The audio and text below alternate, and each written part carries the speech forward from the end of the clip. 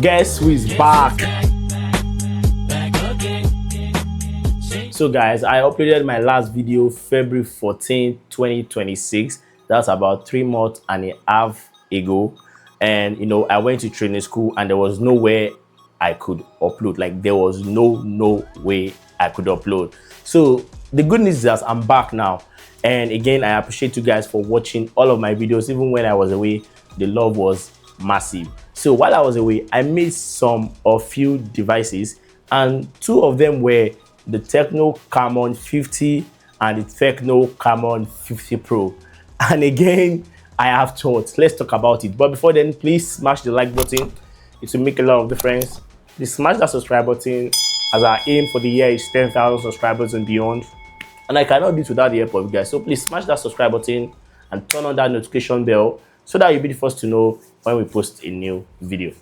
Thank you. Okay, so I've been keeping an eye on the CAMON 50 and the CAMON 50 Pro side by side. And I can't lie, this might actually be one of the most confusing phone lineups TECNO has released in a while. Because once you look past the Pro branding, both phones literally share almost the same display, the same software, the same battery, the same experience, and even the exact same processor. So naturally, the question becomes, is the CAMON 50 Pro actually better, or you're just paying extra for extra camera and some AI marketing features? Well, let's find out. Starting off with the unboxing experience, both phones actually come with a very similar packaging. Inside the box, you get the phone itself, a USB-C cable, a charging brick, a case, and depending on your region, a pre-applied screen protector too.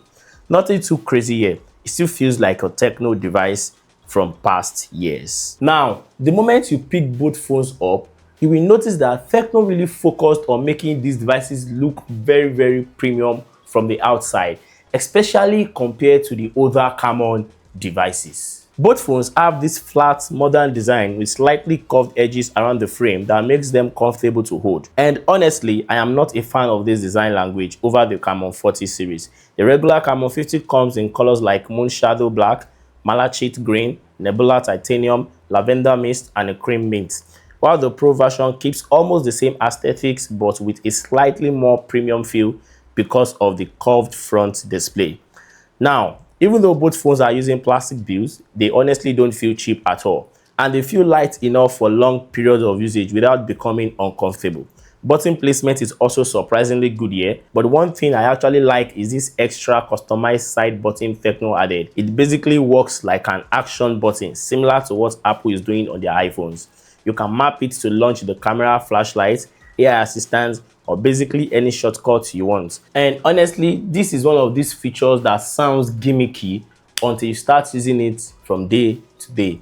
That is when you actually appreciate the usefulness of that extra button. Now, moving on to the speakers. Both phones come with the stereo speakers tuned by Dolby Atmos, and the sound quality is actually very decent.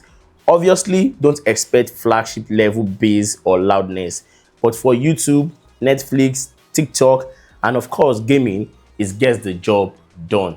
And again, there's no headphone jack on both devices, and to me personally, in 2026 I wouldn't mind. But again, there are still some people that are into headphone jack, and TECNO could have just added an headphone jack on the CAMON 50 if they won't add it on the 50 Pro. I don't know if you know what I mean. One thing that is surprising, and again, it's not that surprising to me personally, is the durability of these devices. When it comes to IP rating, TECNOs do go all out. TECNO gave both the CAMON 50 and the CAMON 50 Pro IP68 and IP69 water and dust resistant ratings, which is honestly impressive for this category. They are also getting military grade durability certification, meaning these phones can survive way more than abuse than most budget smartphones. And no, I'm not telling you to wash your phone inside water or put it near the water. Do not take your phone near water, please, to avoid stories that touch. It is IP68 and IP69 water and dust resistant, but please protect your investments. Now, let's talk about the display, because this is where things start getting similar between both devices. Both devices use a 6.78 inches AMOLED panel with a 144Hz refresh rate and a 1.5K resolution. And honestly, the display looks really good. Colors pop nicely, blacks are deep like you would expect from AMOLED, and the scrolling feels very smooth too. Animations also feel more fluid compared to older TECNO devices. But this is the funny thing. That 144Hz refresh rate doesn't work consistently everywhere. But when it kicks in, it kicks in. You will really enjoy it. But it doesn't work on Twitter or Instagram or when you are browsing the web, which makes it very useless in my own opinion. It only works when you're on the app drawer or the settings app, which has actually defeats the whole purpose of having a high refresh rate. So that 144Hz refresh rate rather is not a big deal. Don't put too much expectations on it. And the slim bezel on both phones actually make it more premium. Now to the performance. This is where I expect the Pro, to give more gap to the non-Pro. But again, I was still kind of disappointed. Both phones are powered by the exact same processor, the MediaTek Helio G200 processor in 2026. And honestly, I think this is TECNO's biggest mistake with this lineup. Because once you hear Pro, naturally you expect a stronger chip, better gaming performance, or at least some major performance difference. But in real life, they perform almost exactly the same.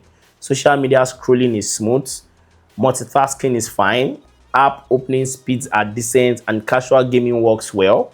PUBG Mobile and Call of Duty can run comfortable on medium settings, but once you start pushing these phones harder for longer periods, you will definitely start noticing a little bit of heat and a little bit of lag. But again, it's nothing too crazy, or it's nothing you should really worry about. And honestly, at this price range, I think people deserve more because we are slowly entering the $250 to $300 price range. And TECNO is still stuck in the past, while some competitors are already offering, 5G and better processor. And again, TECNO is still stuck with 4G on the Camon 50 and the Camon 50 Pro, even though there's a 5G variant of the Camon 50 Pro. But again, those are just marketing tactics. It doesn't really make sense to me. They should just release one Camon 50 Pro version with 5G and a better processor and add about 20 to 50,000 naira, and it would not even hurt anybody. So that's my fave. TECNO, please, next year, I don't want to see the TECNO Camon 60 Pro 4G and another TECNO Camon 60 Pro 5G available in some regions. Please, I beg of you, please. Software-wise though, I will actually give TECNO some credit because HiOS has improved a lot. Both phones run Android 16 with HiOS version 16, and compared to older TECNO software, this feels very much cleaner and more modern. You get the smoother animations, improved UI design, depth effects, lock screen customization, dynamic island style notification called dynamic drop, circle to search, AI wallpapers, and a bunch of AI features integrated throughout the system.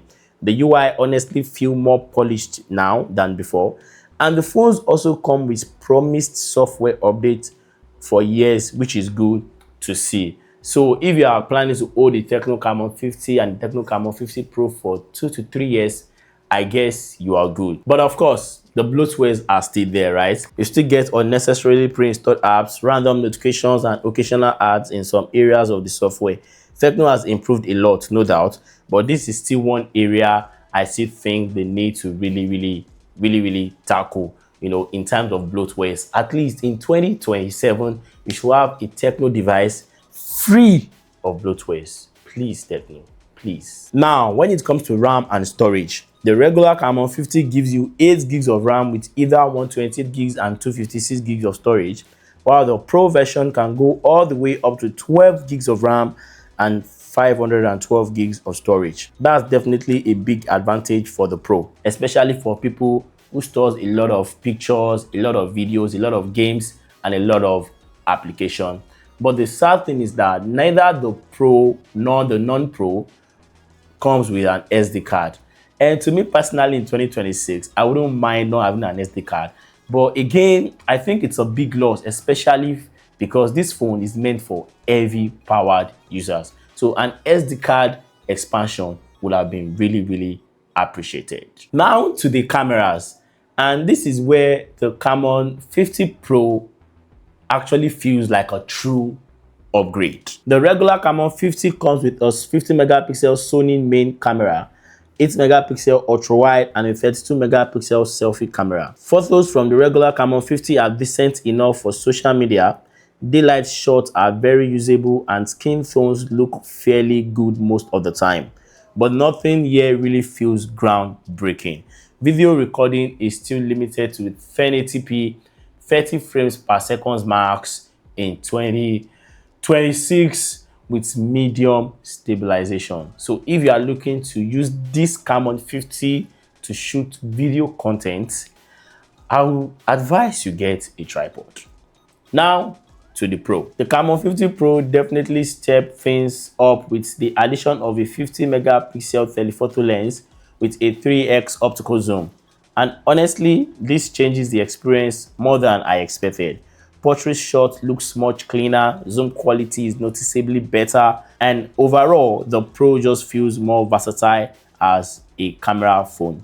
TECNO also added several AI camera features like flash snap for capturing fast-moving subjects, AI reframing, shadow removal, and auto zoom features, which some of them feel very useful, while some of them just feel like marketing tactics, right? I just think some of these features are just what you will use for like a week or two and you forget about it. But overall, the cameras on the Camon 50 Pro are definitely better compared to the TECNO CAMON 50. For battery life, both devices are actually very solid across board. I mean the TECNO CAMON 50 and the TECNO CAMON 50 Pro. Both comes with a 6150 mAh battery.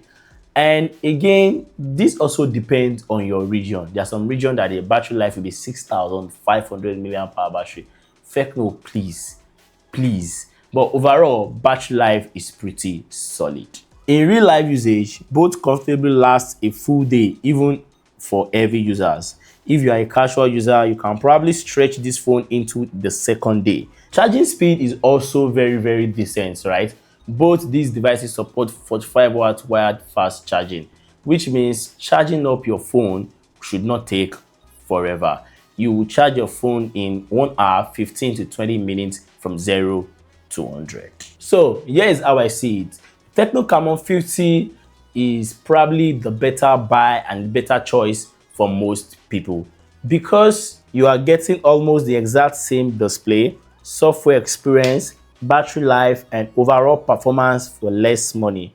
The Camon 50 Pro mainly becomes worth it if you are into better cameras, you want the telephoto zoom lens, you want more storage, you want more RAM, and a slightly more premium aesthetics. But outside of that, the gap between these two phones honestly doesn't feel big enough for the price of both phones. I'll leave the price of both phones on the screen so that you can decide for yourself. And honestly, that's my problem with TECNO lineup every single year. They make the basic or the base model so close to the Pro that it makes the Pro feel very useless, if you know what I mean. In the TECNO CAMON 60, TECNO can just please add the 5G to the regular Camon 60 Pro, add 5G connectivity, and add some, useful Pro features, right? So that's my take on the TECNO CAMON 50 and the TECNO CAMON 50 Pro. Let me know yours down below in the comments. And if you are going to get this device, or if you have gotten this device rather, share your experience down below in the comments. Let's chat. Please don't forget to hit the like button. It will make a lot of difference. And that subscribe button, as our goal for the year is 10,000 subscribers. Thank you so much for watching again, and I'll catch you guys in the next one. And as always, love, peace,